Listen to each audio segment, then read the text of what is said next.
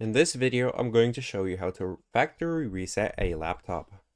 I'll show you two ways how to reset a laptop. First is going to be through the settings in the computer, and the second one is going to be through the recovery mode.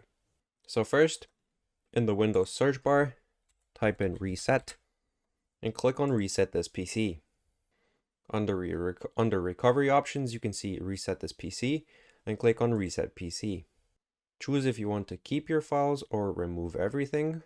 I'll go with keeping my files. Here, choose if you want a cloud download, which means installing Windows from a USB or a hard drive, or a local restyle, meaning to install Windows from this device after the factory reset. I'll click on cloud install. If you want to change any of these settings, do that now and click on next.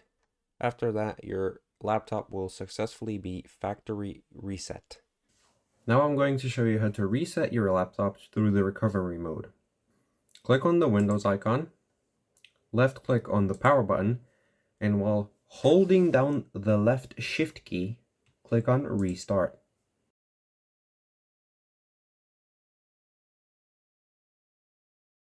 Once your laptop has booted into recovery mode, click on troubleshoot, click on reset this PC, and go through the same reset process, and you'll be able to reset your PC. If you found this video helpful, please consider liking and subscribing.